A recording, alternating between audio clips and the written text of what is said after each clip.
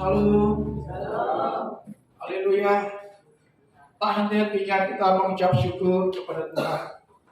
Sebab oleh perkenanannya lah kita dapat menikmati minggu pertama tanggal 7 Agustus 2022. Tidak terasa tinggal 4 bulan lebih lagi tahun ini kita jalani. Ada para ahli mengatakan bahwa rotasi bumi ini semakin cepat perputarannya, katanya ya, sehingga mengakibatkan waktu-waktu yang kita jalani tidak terasa begitu cepat berlalu. Katanya dunia beserta dengan atau bumi ini rotasinya semakin cepat. Kita pun percaya atau tidak percaya, itu pendapat dari para ahli. Sekalipun para ahli memprediksikan bahwa dunia ini memang sudah semakin menuju kepada kesudahannya, tapi percayalah, kita sudah ada di dalam rancangan Tuhan yang terbaik. Katakan amin. Ya. Alkitab mengatakan bumi boleh bergoncang, tetapi orang-orang yang berlindung pada sabda firman Tuhan akan hidup kekal sampai selama-lamanya. Ya. Untuk kita dapat menikmati hidup ini, maka jangan sampai hidup yang kita jalani ini seperti kata peribahasa kuno mengatakan, hidup segan, mati tak mau. Kita benar-benar ingin menikmati kemaksimalan dalam hidup ini, ya. Menikmati kepuasan, menikmati sukacita, menikmati kebahagiaan, menikmati kedamaian. Karena memang itulah kehendak Tuhan bagi kita umat tebusannya. Kalau umat tebusan Tuhan belum menikmati sukacita Tuhan, belum menikmati damai daripada Tuhan, belum menikmati kebahagiaan hidup yang sesungguhnya, berarti ada sesuatu yang salah dalam hidup kita yang harus kita perbaiki. Karena Tuhan sudah mengatakan, aku sudah memberikan damai sejahtera-Ku kepadamu. Nah, kalau kita belum mendapatkannya, itu bukan salahnya Tuhan, tapi mungkin kita belum sungguh-sungguh untuk mengambil sebuah pilihan untuk menerima damai sejahtera yang Tuhan sudah berikan kepada kita. Jadi tema kita hari ini adalah bagaimana menjadi orang yang damai dan berbahagia hidup di kesementaraan dunia ini. Yang saya ambil dari Mazmur 96 ayat 8. Berilah kepada Tuhan kemuliaan namanya, bawalah persembahan dan masuklah ke pelatarannya. Sujudlah menyembah kepada Tuhan dengan perhiasan kekudusan. Gemetarlah di hadapannya, hai segenap umat. Nah, Bapak Ibu Saudara, ibadah kepada Tuhan tidak bisa dipisahkan dari yang namanya memberi kepada Tuhan. Jadi ibadah dan memberi itu adalah satu kesatuan yang tidak bisa dipisahkan. Karena ibadah yang sesungguhnya itu tadi tidak bisa dipisahkan dengan pemberian kepada Tuhan. Apa yang harus kita beri kepada Tuhan? Tidak hanya pemberian dalam bentuk material, tapi pemberian dari pertama pikiran kita. Fokus pikiran kita ketika kita beribadah, apa sih tujuan saya beribadah? Jika pikiran kita fokus untuk beribadah, sebagai bukti kita menunjukkan sikap bakti kita kepada Tuhan, maka ibadah kita adalah ibadah yang berkenan kepada Tuhan. Jika sudah tertancap dalam pikiran kita ketika kita beribadah, aku mau mempersembahkan hidupku, tubuhku, jiwaku untuk memuliakan Tuhan, maka ibadah kita sedang menjadi ibadah yang berkenan kepada Tuhan. Jika ibadah yang sedang kita jalani ini di dalam pikiran kita sudah tertancap bahwa ketika aku beribadah, aku merindukan satu tuntunan Tuhan kepadaku hari ini. Apa yang Tuhan ingin sampaikan kepadaku, baik itu teguran, baik itu templakan, baik itu hajaran, baik itu nasihat, baik itu pengetahuan, itu akan menjadi tuntunan panduan hidupku untuk aku jalani hari-hari yang Tuhan percayakan kepadaku. Dengan kita berpikir demikian ketika kita sedang menjalankan ibadah, maka ibadah kita adalah ibadah yang berkenan. Kemudian, kalau kita mengatakan ibadah itu, kalau kita berpikir ibadah itu merupakan satu beban, keterpaksaan, wah ini gawat saudara. Kalau ibadah kita lakukan karena paksaan, karena beban, tidak enak dengan gembala, tidak enak dengan teman pekerja, tidak enak dengan jemaat Tuhan, tidak enak dengan gereja tetangga, tidak enak dengan tetangga saya, karena saya sebagai orang Kristen, mau tidak mau saya ibadah. Kalau begitu konsep kita beribadah, ibadah kita tidak akan berpengaruh apa-apa bagi kehidupan kita. Ya, jadi jangan pernah kita melakukan ibadah karena keterpaksaan, karena ada faktor-faktor lain ya, yang sifatnya negatif atau mencari perhatian dari pihak manusia, tapi tidak dilaksanakan dengan segala ketulusan hati kita, dengan motivasi hati kita yang murni, hanya tujuannya untuk kesenangan Tuhan dan bagi perjalanan kehidupan rohani kita. Jadi ada dua tujuan ibadah. Yang pertama, tujuan adalah kita menunjukkan sikap bakti kita kepada Tuhan. Yang kedua adalah untuk kebaikan dari kita. Ketika ibadah, kita menyerahkan hidup kita, kebersihan kita mendengarkan firman Tuhan untuk mengajar kita agar kita waspada terhadap bahaya laten dari dosa yang sedang mengintip untuk menjerumuskan kita ke dalam keniscayaan. Jadi ibadah adalah merupakan benteng hidup kita jika kita lakukan dengan motivasi yang benar. Jadi Bapak Ibu, saudara-saudara yang saya kasihi di dalam Tuhan. Nah, jadi jika kita sudah mengerti prinsip ibadah, maka saya percaya kita sudah naik ke tangga yang sudah 1-2 level, sedang menapaki hidup sukacita bahagia yang Tuhan sudah janjikan kepada kita, niscaya Tuhan akan berikan kepada kita. Saudara-saudara, mau tidak kita dalam hari-hari yang kita jalani ada rasa kepuasan, ada rasa sukacita, ada rasa kelegaan, ada damai, ada kebahagiaan dalam diri kita? Saya percaya semua kita merindukan suasana hidup yang demikian. Semua kita mendambakan hidup yang demikian. Tidak ada satupun manusia yang tidak mendambakan ketenangan, ketentraman, kedamaian, kebahagiaan dalam diri. Tetapi fakta membuktikan ada banyak orang yang jauh dari kata damai, jauh daripada kata tenang, jauh daripada kata tentram, jauh daripada kata kebahagiaan. Kenapa? Karena kita salah. Bukan salahnya Tuhan, tapi itu salahnya kita sendiri. Karena itu pertanyaannya sesuai dengan tema yang saya angkat hari ini, bagaimana menjadi orang yang berbahagia, menikmati kesementaraan dunia ini. Jadi firman Tuhan mengatakan salah satu kebahagiaan yang akan kita peroleh dari akibat kita melakukan firman Tuhan adalah selain kita mempersembahkan pikiran kita, hati kita, tenaga kita, waktu kita, tapi ada pemberian-pemberian yang sangat berpengaruh untuk kita bisa memperoleh damai sejahtera. Apa? Kita baca ayat tadi, Mazmur pasal 96 ayat 8 tadi, berilah kepada Tuhan apa? Kemuliaan namanya. Mazmur 96. Bawalah persembahan dan masuklah ke pelatarannya. Karena konsep ibadah Kristen tidak lepas daripada prinsip ibadah umat Yahudi pada zaman dahulu.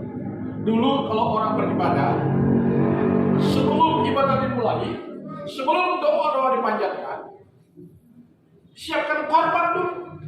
Pertama mesbah sebagai seperti mimbar ini anggaplah mimbar mesbah, dibuat dari batu, dibikin seperti meja, seperti dapur lagi seperti meja.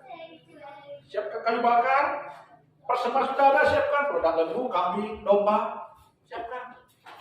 Ketika mesbah sudah siap, kayu bakar sudah siap, baru lembar disembelih, lembu sembelih, maksudnya kambing, domba sembelih, baru dibakar di atas mesbah. Ketika korban ini dibakar, maka bau korban tadi naik ke atas, barulah doa-doa dipanjatkan. Doa dipanjatkan, minta pengampunan Tuhan, minta perkabungan dan sebagainya. Jadi ibadah zaman dulu sebelum doa-doa dipanjatkan, pengorbanan, persembahan lebih diberikan.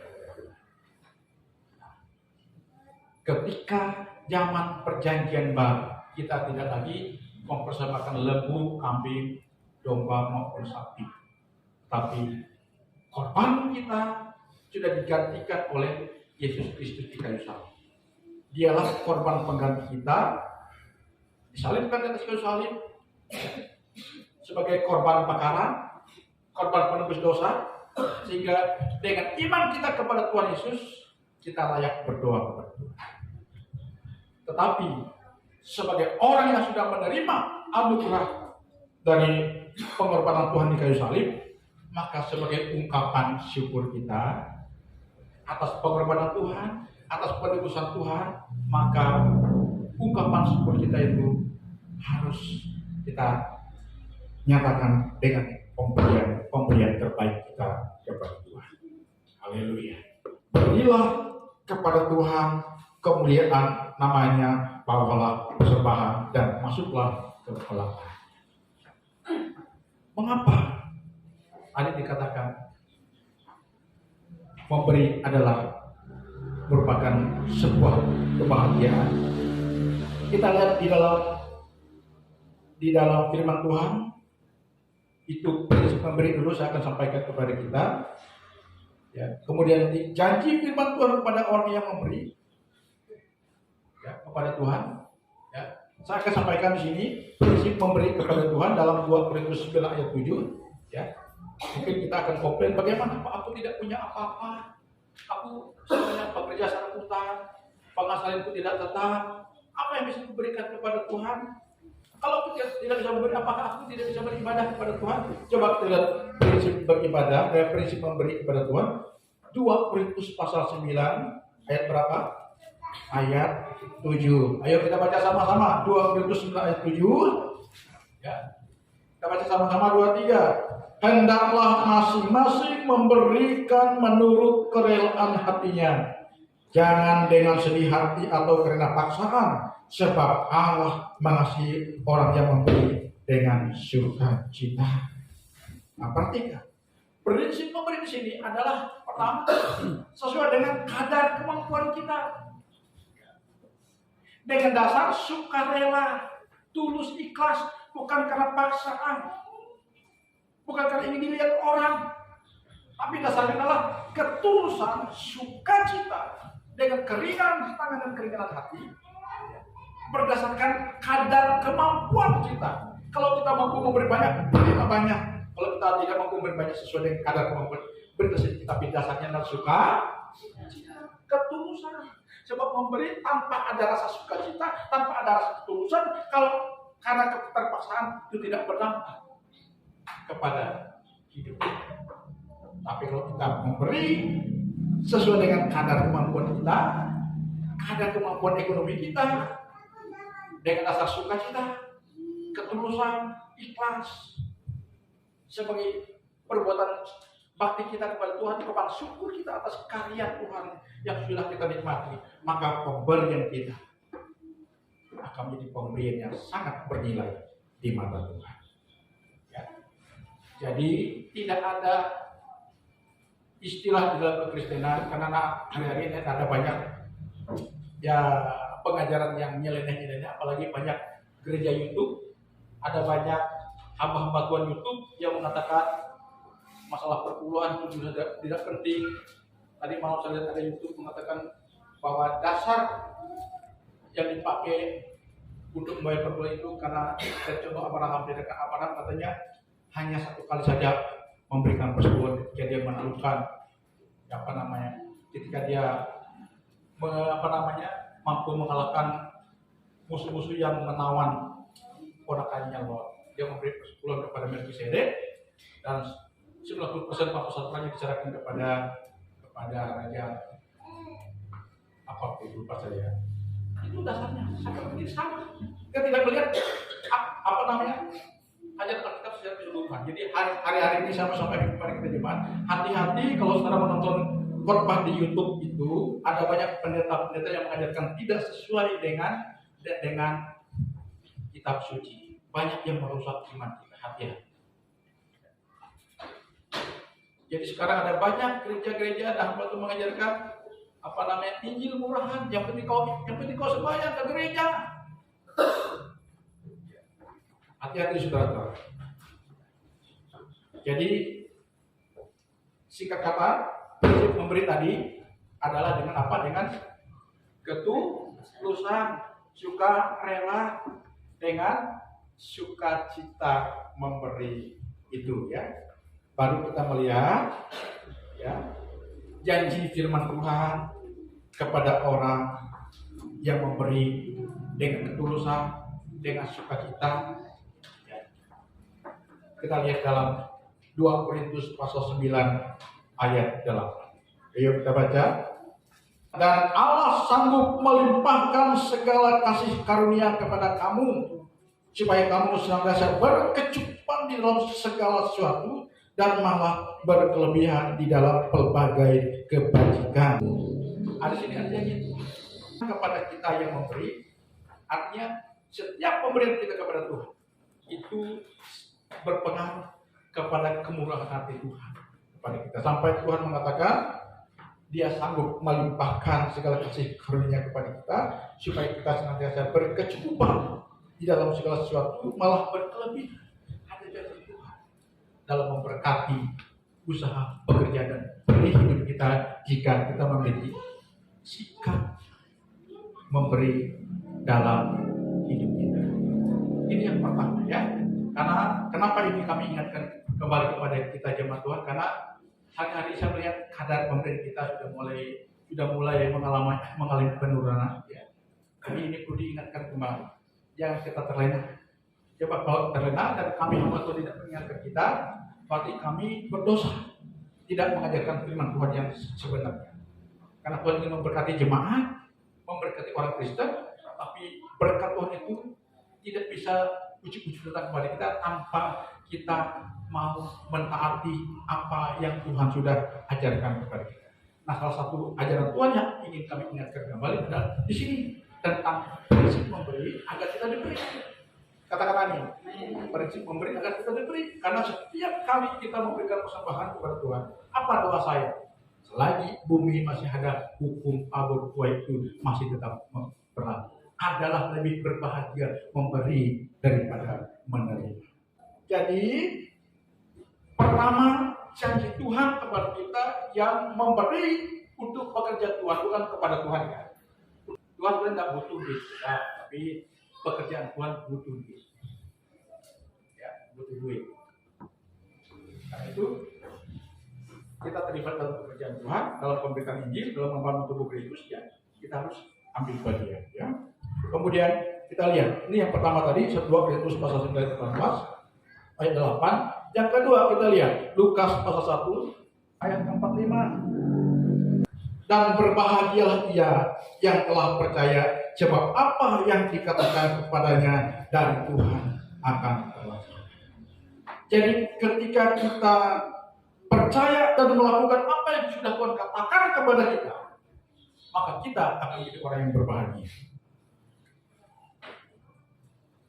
Saya ulangi lagi, berbahagialah ia yang telah percaya kepada apa yang Tuhan sampaikan kepada kita hari ini, melakukan apa yang Tuhan sudah sampaikan kepada kita hari ini, sebab apa yang dikatakan Tuhan akan terlaksana kepada kita jika kita percaya, jika kita melakukan. Dan itulah kebahagiaan hidup kita. Ayat 8. Sesungguhnya mulai dari sekarang segala keturunan akan menyebut aku berbahagia. Berbahagia karena melakukan firman. Melakukan firman Tuhan dalam hal kita memberi kepada Tuhan. Haleluya. Kemudian yang terakhir kita lihat Maliaki 3 ayat 12. Di sana dikatakan, maka segala bangsa akan menyebut kamu berbahagia, sebab kamu ini menjadi negeri kesukaan Tuhan, firman Tuhan semesta alam. Nah, ayat ini ditulis oleh Maliaki berdasarkan ilham yang dia dapatkan dari Tuhan melalui kuasa Roh Kudus. Dan ayat 12 ini dijanjikan kepada setiap kita umat Tuhan setelah kita melakukan ayat 6 sampai dengan ayat yang ke-11.